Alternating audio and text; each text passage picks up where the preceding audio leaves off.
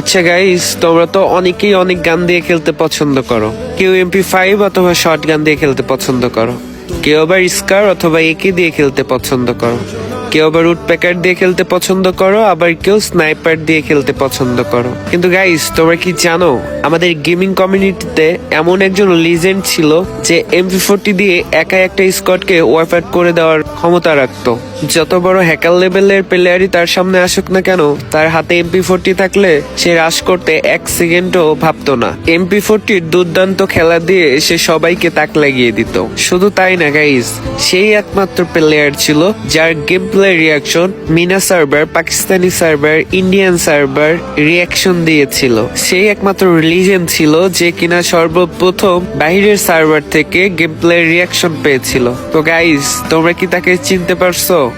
যদি চিনে থাকো তাহলে তার নামটা ছোট্ট করে কমেন্ট বক্সে কমেন্ট করো।